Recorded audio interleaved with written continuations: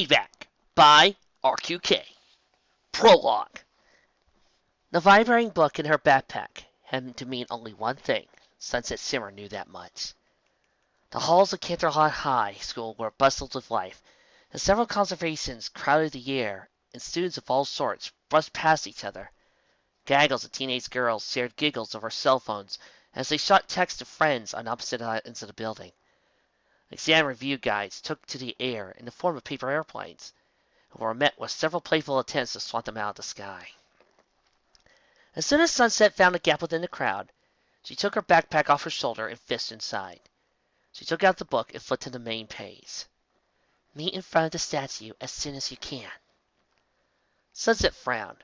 She took a quick glance at the previous pages and compared them with the new writing. Twilight didn't write this, she thought. Snapping the book shut, Sunset picked herself up and dipped into the next hallway. She pressed past student after student as she rode through the halls, hoping that the message didn't herald some new disaster. The school was 2 for 2 in that regard, after all. Now 3 for 3. Sunset passed through the school's tall circular foyer and opened the school's glass doors, emerging into the sunlight. She looked down the lawn at the statue of a horse struck in a rearing pose. She saw a group of humans huddled in front of it, glancing about in every direction. They ran their eyes at the brick of the building, the street behind them, and more often than not themselves. Everything but her. Had they informed Twilight? Was this an intervention? Maybe that was why they had beaten her here. Hey, guys, she said with an unsteady wave. A small purple dog emerged from down below them and looked at them with wide-eyed expression. Sunset! Spike exclaimed as he leapt up toward her. She laughed as he scooped him up out of the air and pulled him close. Hey, Spike. It's good to see you. The humans watched with closed arms and token chuckles. As she situated him within her arms, she looked back up and tried, and failed, to find Twilight within them. She saw Sideswipe! Ow! She turned her gaze instead to meet the 5 staring back at her and swallowed. I might as well get this over with. Listen, Sunset said, kicking the ground. I need to apologize. Again. I didn't mean to break the parade float, okay? I didn't mean to do it. The 5 girls reeled for a moment, before turning to each other, staring at silent conversations through perplexed expressions and light shrugs. Sunset! Spike trailed off. Fluttershy brushed her long pink hair from out of her face. What are you talking about exactly? Sunset frowned. Applejack jumped a foot in the air. What entire license? She cried, pointing over Sunset's shoulder. Sunset whirled around to find that 5 similarly appearing humans had appeared at the school's entrance. She went to respond, but then found her double take. The 5 in front looked like the 5 in front behind her, even down to the very clothes on their bodies. Somehow, the years of dealing with Princess Celestia's double were about to pay off.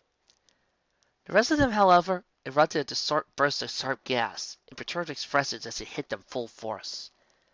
Neither of them moved. They stared intently at each other to see who would move first. Then, at the rapid-fire gas, the doubles reached forward and to meet each other, inspecting themselves like they would themselves in a mirror. At times, they even tried to parrot one another.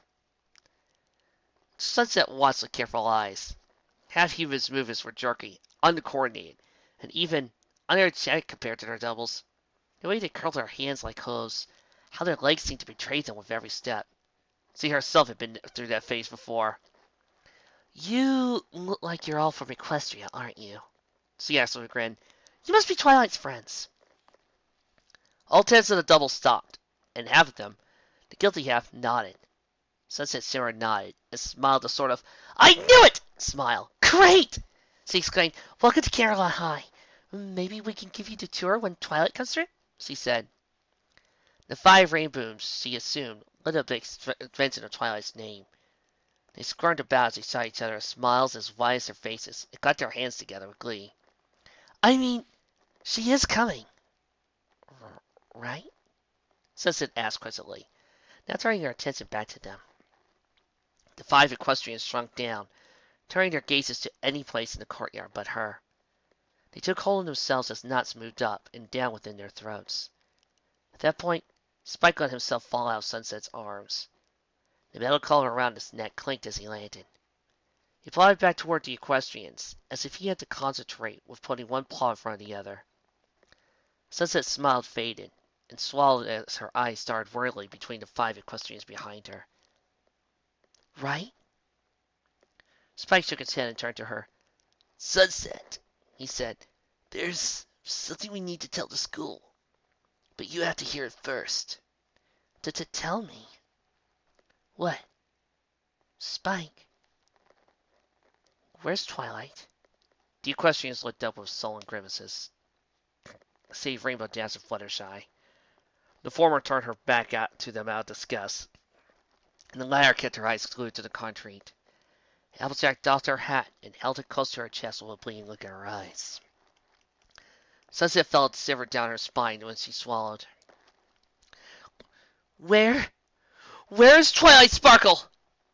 With fire in his eyes and a quivering form, Spike said, Sunset, that's why we're here. Something's happened. Chapter 1 Memento. Ponyville was dead and alive at the same time. Hundreds gathered at the center square, carrying out hushed conversations under the glow of the moon above them. Dozens more filed in through a long line that stretched to the castle to the edge of town where a ring of flowers grew with each addition. The fields to the south remained unplowed. Unfinished dresses lay draped across their mannequins, and a few clouds were unaccounted for in the sky. 6 individuals looked out from over the crowd at the top of the hill. Silent, stalwart, like shepherds looking out over their flock. They gave each other sidelong hugs, and with each new set of attendees that appeared. Every so often, a few ponies came up to them to introduce themselves and share their own personal stories. Aside from the occasional question, the 6 remained silent during the stories, content to listen. After everything was said and done, they offered their gratitude for sharing and showing up. But even as the gathering drew on their energy slowly dwindled until, after an entire evening of holding it in, they broke down and descended into a cacophony of wails and sobs. Like a cascade, the rest of the attendees surrendered. Soon the entire town was caught in a bitter uproar. Eventually, once all the weeping died down, one of them produced a candle. A single lick of his fiery breath set it ablaze, and it glowed loftily in the night. He raised it into the air, allowing all to see it from all directions. In an almost immediate response, his 5 companions, each as distinct as the next, raised their own flames skyward. The crowd took it as a sign, and most of them produced candles for themselves. Scores of flames flickered into life, and then raised towards the night sky. Not one single pony made a sound. In the darkness of the night, the city of Canterlot also produced a red glow. A single red dot appeared at the front of the mountain. The light off the moon, an equal hue intensified, bathing the entire land in a sheet of white. In the distance, several rainbows shot into the sky from an airborne location. And from the far north, a river of ethereal lights coalesced forth from beyond the horizon and danced through the sky. Several similar displays, silent voices shouting in unison, rose up throughout the rest of the magical land of Equestria.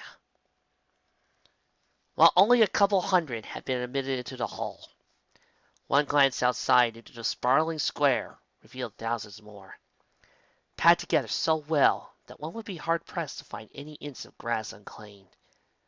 The proceedings spilled into several Canterlot side streets and then some. It was high noon, yet the sun and moon sat on opposing horizons.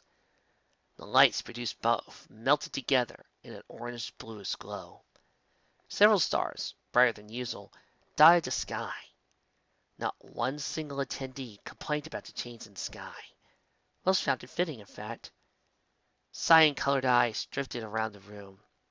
Once he was certain could fit an entire house in, and have room to spare. Several spiraling pillars held the ceiling high above them. Light flooded in through several equally tall windows, spanning most sides of the room, assisted by several fresh candles on the walls. The regal hymn of the organ filled the hall, charring a sleeping song full of somber notes and sleeping movements. Craning her neck to look around, Sunset Simmer tried to scout out some of the other attendees. She spotted a blue-hued and haughty-looking unicorn in the opposite row, wringing the life out of a lavender magician's hat. "Hello." A wild-eyed Pegasus held her half-asleep daughter closely. A trio of fillies had huddled together, sharing low whispers that became shouts every once in a while. Next to them sat a black and white striped equine, who was not any sort of pony Sunset knew of. The equine shouted under her breath as if prayer. Near them sat a green unicorn, who, judging from her reading glasses and subtle wrinkles under her eyes, was rather experienced. Sunset paid her as an author. Grouped together on the other aisle were several ponies who all but clung to one another. It was that which told her who they were. A light purple mare and a blue-coated stallion remained in a tight embrace, just like they had when he had arrived. From the way they wailed, he knew there was no way to conceal them.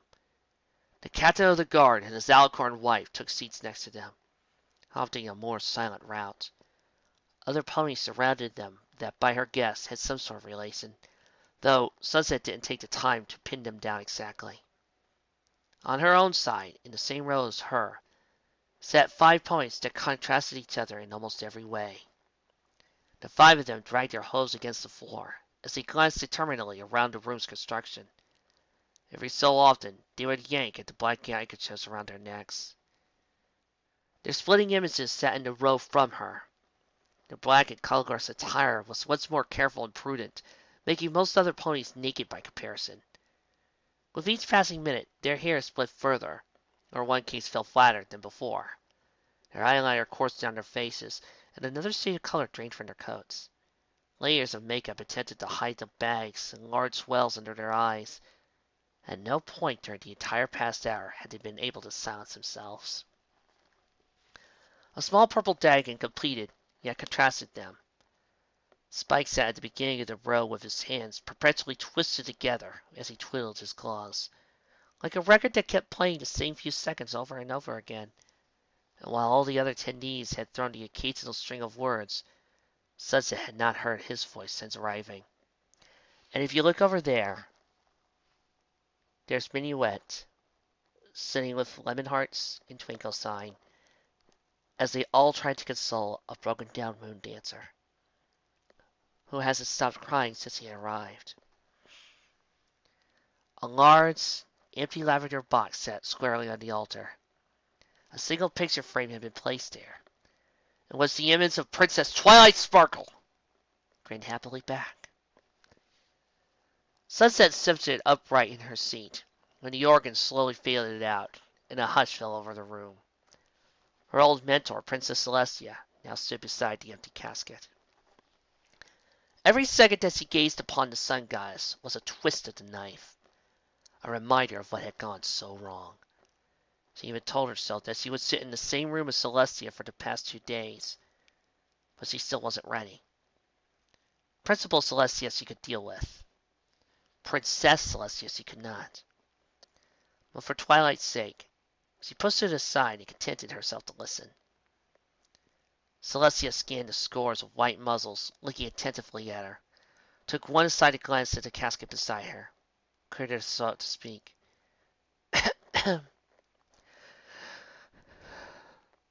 My little ponies, Celestia said, I will be brief.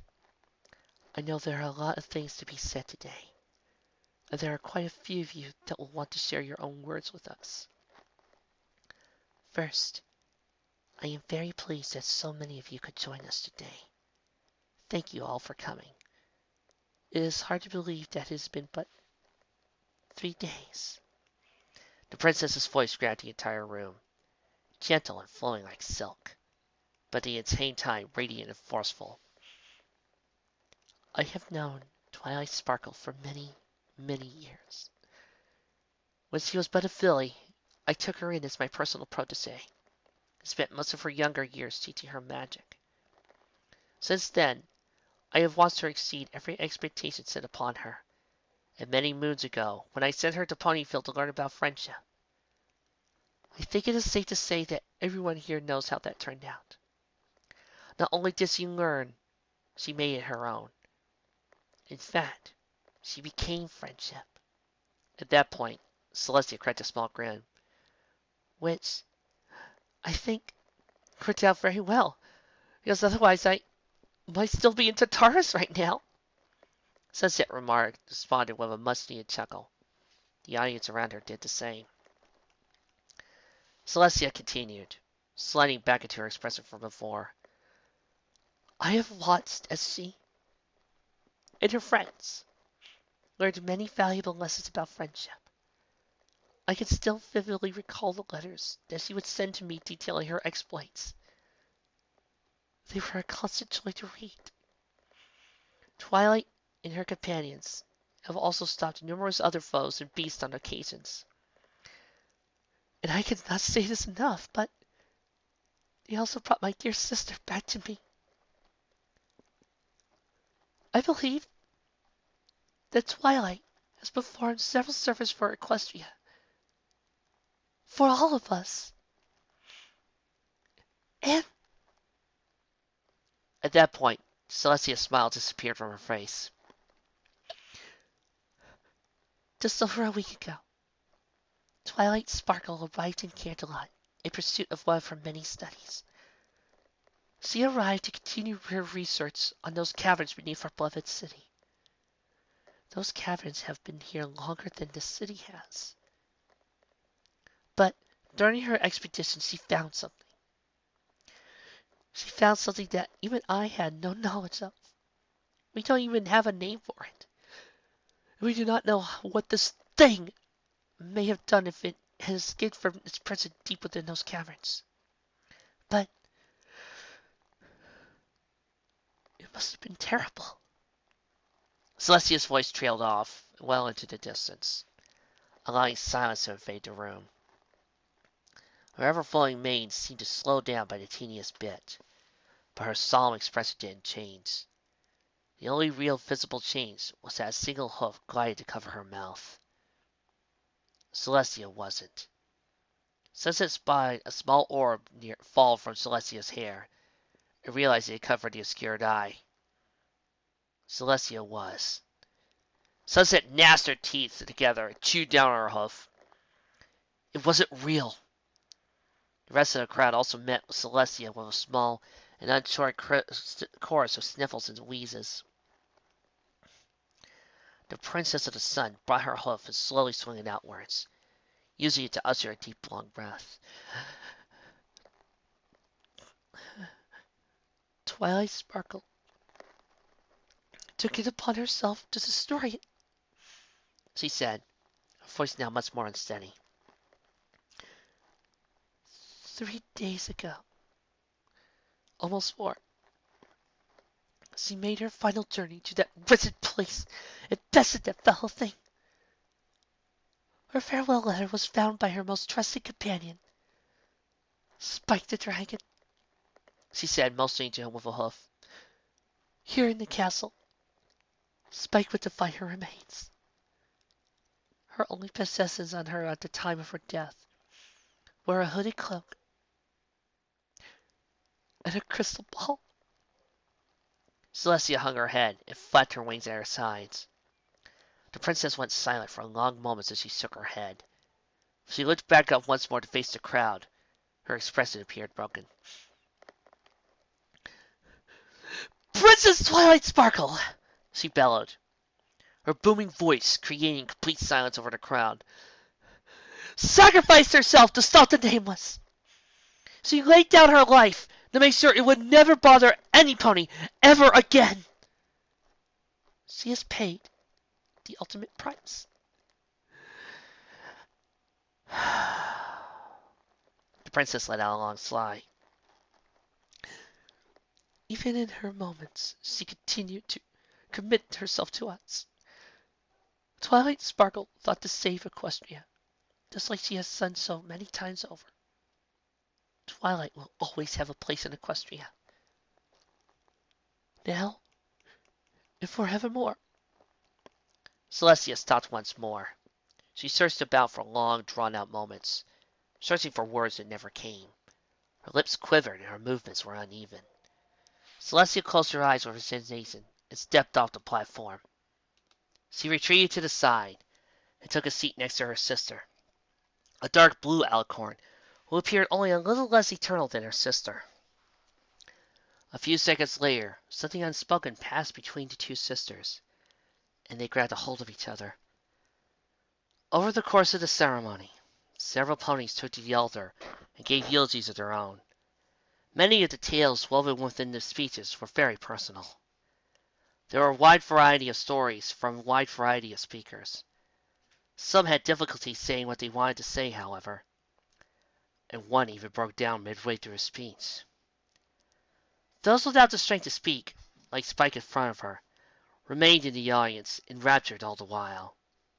The dragon in front of her moved to stand a few times, but every time he paused at the edge of his seat and then sighed back into the twiddling of his thumbs. She sympathized.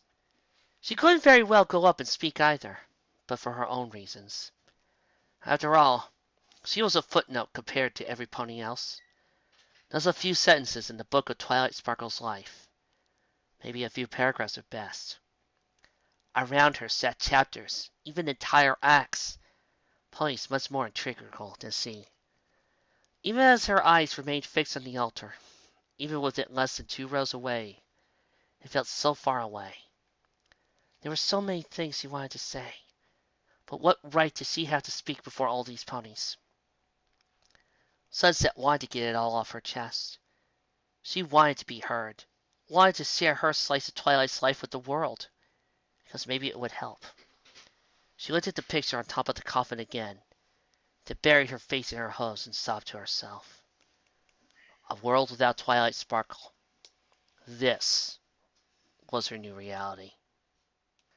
Taking stock of Twilight's belongings and baggage went at a sluggish pace, and even what little there was, it took some time. At a few points along the way, work came to a complete stop. To her credit, Pinkie Pie endeavored to cheer the others up and keep things going, even though her efforts were half-hearted at best. But Sunset had to remind herself that, bar Spike, she knew nothing of the individuals before her. It was true that they were just like her friends at Canterlot High, but they, without a doubt, were much more storied, and none of those stories included her. What right had she to be there? As a result, she relished the room's welcome familiarity. The towering bookshelves containing tomes of all sizes, once exhausted through many light nights of studying. The rusted machines that served as eyesores whenever she had been between experiments. The sprawling window where she could content herself to watching the setting sun on lighter days. It was all here. The smaller details had been tampered with, of course. The desk, for one, had been moved, but it was still the student's paradise. Her eyes fell on the large hourglass in the center of the room, and she smiled. Thank goodness that's still there, she thought. She drew her eyes over its curves, observing the sparkling gold casing and the reflective glass container. The sand rested at the bottom, but she figured she would get to that later. Don't remember that much sand, though, she noted, however. The one time I didn't go with her. This happened. Spike sighed, curled up on the floor. A white unicorn, who still carried the lingering scent of creamy and fruity perfume, sat down beside him. You've explored those caves with her plenty of times.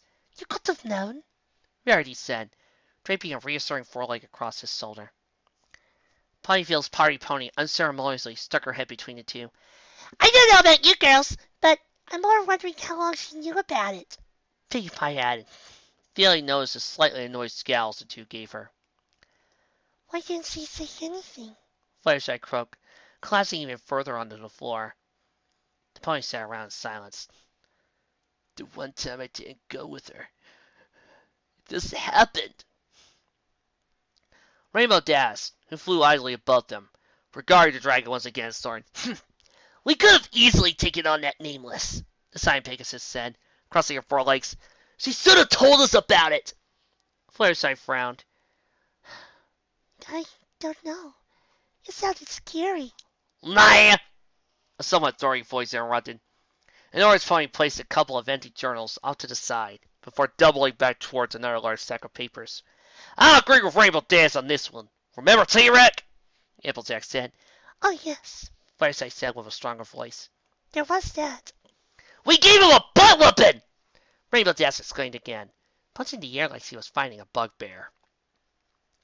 Sunset asserted as the six continued to bounce words off each other. Inwardly, she started to take solace in the fact they didn't know much more than she did. Then she groaned as she remembered there wasn't much to begin with. How had Twilight not at least told them? So he decided to shift her attention towards her desk, where the most curious of items rested. The first was a piece of parchment with what looked like a crudely sketched map of the path leading to the cavern, though Sunset could discern some dark spots on the page too. The second was the brown hooded cloak that Celestia had spoken of, folded square and lined up with the corner. For the moment, she decided to focus her attention on that most peculiar of the three. A crystal ball the size of her head sat on top of the cloak. No one told her what role it played, only it had played a role somehow. She was moreover interested in the way the ball behaved. She could see a clear image of the room she stood in, but the viewpoint that it offered was much different than the placement of the ball. Moreover, she did not find herself standing in the spot she was supposed to be in. She noted that she looked at it from different angles.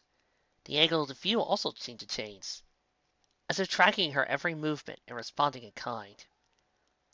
Her mouth twisted in response. That's curious, she thought, levitating it off the table for a closer look. Wow, Twilight must have had a campfire in here, Pinkie suddenly exclaimed. Sunset, and everyone else that matter, glanced back towards the stairs to see that Pinkie Pie was peering into a nearby disposal bin. There's a lot of papers here, The pink maned pony continued, playfully poking her head in. It looks like she burned the book. Silence drowned the room for many moments. Sunset walked back over curiosity, baggage and all. Applejack on the other hoof didn't even think to look up from the schematics he had been looking over. Okay, I don't think Twilight did that. Maybe somebody else was in this room before her? Fireside offered. Several of them placed hooves, or claws in Spike's case, towards her chin with short, occupied hums. Pinkie Pie rose up into a tall stance. She gave each one of them a quick glance and declared, Changelings! Nah, that's not it, Applejack said, with a shake of her head. Her silently rolled up her paper. It should be, Pinkie Pie exclaimed, now glancing around for approval. There's a changeling disguised as Twilight here and did all this stuff. Wrote the note, set the book on fire. It's fishy to me. The ball she had does look like the crystal ball Chrysalis sent us that one time, though. Fireside nodded. Pinkie Pie, Dad said at length, landing on the floor. I don't think it was them. Well, Pinkie Pie replied, slipping up and pressing herself challengingly against the Pegasus. What else would you say it is then, huh?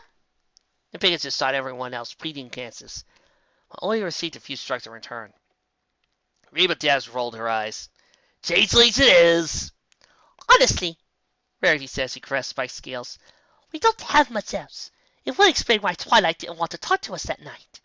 She pointed to herself. That's what I really want to know. And why didn't we realize something was wrong then? Fireside croaked. I think we should have ignored her when we came here. And get that door down! Rarity exclaimed, challenging a greater energy than before. Or something like that. Then we know what's what. That was new. If there was a moment to jump in, then this was it. I didn't know you all came here, Sunset said, now coming to stepping towards them. Applejack, having thrown the last of the papers on top of a pile, now turned. Oh, Sunset, I forgot you were later. She met Sunset halfway and laid a friendly hoof across her shoulders. Thanks for coming out today, Circle Cube, and for helping out tonight. It really means a lot to us. Sunset half forced a smile. No, thank you for, going out of your way to come tell us in person. I know that must have been really tough. Indeed, quite the odd place, Rarity mused. Although I'll admit, it was nice to finally be able to meet you and your Canterlot High friends. I just, Wish it wasn't under these circumstances. I'm sure they feel the same way about you guys in Equestria, Sunset replied reassuringly. Did they already go back? Applejack asked as he let Sunset go. Yeah, they boarded the train an hour ago. I'll likely go back tomorrow. She looked around at the books of expectation and quickly added, but there's no rush. We were here, Spike said, sitting upwards. We were going to surprise Twilight with a trip to the Opera House. And then we were going to throw a big birthday party after that, Pinkie added. But, the dragon continued, she was really, really, really busy the first time we stopped by, and didn't want to be disturbed. I'm her number one assistant. I still know something was wrong when she didn't even want me there. Second time we came around, she was gone, he said, now arched into a slump. Verity responded by pulling him in. Her birthday? Sunset mentally cried. She nodded in acknowledgement but did not speak. Her head found a way into a hose, just like it had done many times in the preceding moons. The stinging as he felt once he got the news revealed shades of itself again. I didn't even know it was her birthday. She didn't even tell me, and this happened? Desi remembered what she had seen at the ceremony, and used her forelegs to push out a long exhale. The singing within her subsided. That's too bad. Applejack, knowing Sunset's shift in tone, looked. So, Sly, what do you make of that there ball, Sunset? Applejack asked, pointing at the object near Sunset's head. Sunset backpedaled slightly. They looked to where Applejack had pointed. Oh! I forgot I brought this over. I'm not sure what to think just yet, but it seems interesting. This was shot at the scene? That and that tacky little cloak over there, Verity said, pointing. But we're not concerned about that. She received some stares. Well, most of us aren't. Both of those were found just outside, Firesight acknowledged.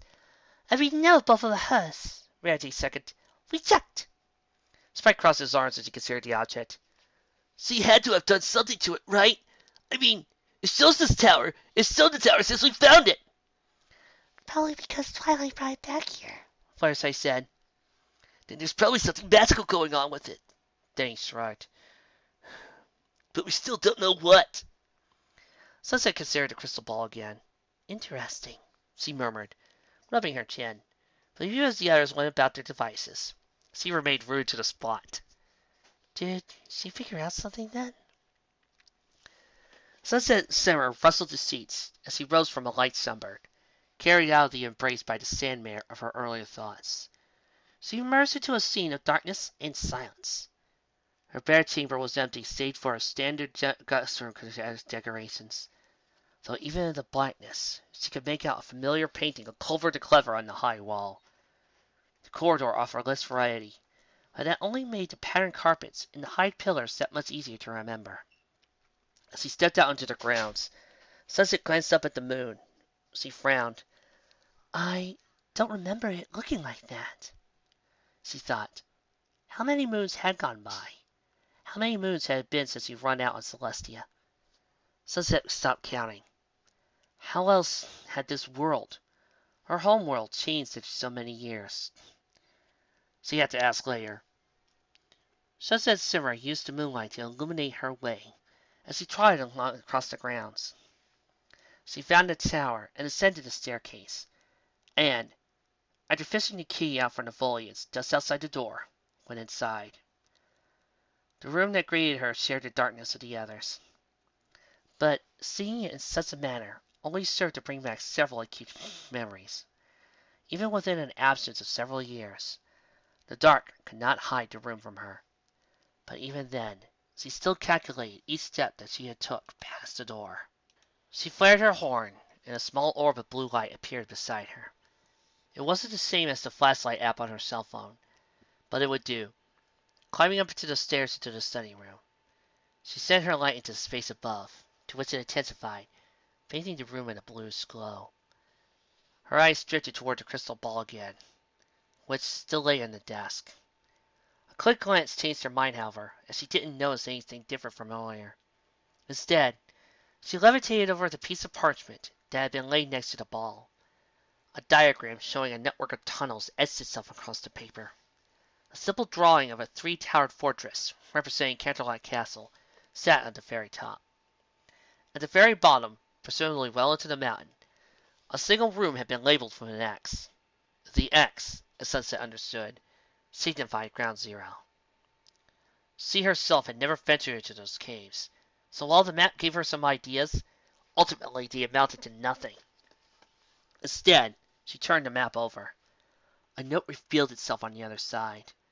Unlike the neat, precise writings he had seen through the journal between herself and Twilight, the writing on the page was haphazard, messy, and rushed. Oh, she thought, they mentioned this note earlier, didn't they? That was another thought. What had Twilight been thinking of until the moment of her demise? What could have possibly compelled her so much? Pacing around the room, Sunset read through it. Dear everyone, if you are reading this, it means that I've lost my life to repelling a great evil.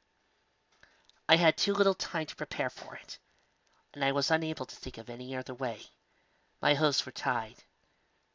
You don't want to know what things would have happened had this thing got out. I shudder to think of it, and I take solace in the fact that I could spare you that knowledge. But I was able to shut the door on it, and in doing so, I terminated it permanently. It will never befall Equestria. These past years have been my best of my life. Thank you for the wonderful memories. Thank you all. Your faithful friend, Twilight Sparkle. Sunset scowled. She fought the urge to crumple up the note in disgust. That was the fat, grand, final goodbye, Twilight Sparkle? Princess of Friendship had written for her companions? It couldn't be. Sunset went over the note again, noting the stains once more, before turning it sideways to see if Twilight had left anything else. She found nothing. She let out a disappointed hum and abandoned it on the desk when she next passed it. She paced several more laps around the room as she tried to answer any of the various questions she had, but with each non-answer, her pace slowed down until it was almost at a crawl. This can't be it. This isn't right. She raved at a large window that dominated the northern edge of the space. The rest of the nighttime castle looked back at her. The ominous silhouettes of the various towers rose up through the dark. At this particular moment, there wasn't a shred of light to be found. She could hear Twilight's voice telling her, It's no big deal. Don't worry about me. Like everything was supposed to be okay. Like it wasn't supposed to hurt. But it was not okay. It hurt a lot. Why, Twilight? She thought, feeling a heaviness in her eyes. This isn't you. This is not you. She tried jamming what bits and pieces of information she had together, but nothing worked. There had to be more to it. There had to be, but there wasn't. Twilight had died stopping a monster. Nearly everything about it was straightforward. Except one thing. Whirling around, she headed back towards the middle of the room. Flare of her horn, she snatched the crystal ball off the table toward the side. Taking a seat under the hourglass in the center of the room, she stared into it. Resolved to inspect every nook and cranny until something showed itself. Sunset could see and overhear a fume of the study area. She could make out the room's delicate curvature with ease. But where the lights were off in the room she sat in, they let the room in the picture. It's not a live feed, then. At first glance, the picture appeared to be the exact same as earlier. No. There was more. Sunset looked at the crystal ball again. The sky outside was also completely dark. Sunset nibbled on her hoof as he continued to look at the ball. So, the sky and the ball has changed to nighttime. So, that must mean time has passed. She grimaced and pressed a hoof against her forehead. But that just leaves me with more questions! Ugh! What makes you so special? She asked it through her gritted teeth. As if in answer, the image in the ball changed. And there, Sunset realized something had entered the frame. The object had registered. But Sunset had to look at it time to make sure. And a third time. She wiped her eyes to make sure she wasn't hallucinating. No. The crystal ball showed her exactly what it was showing her. Sweet Celestia. Contained within the image of the crystal ball was Princess Twilight Sparkle, prancing around the room as if she had never died.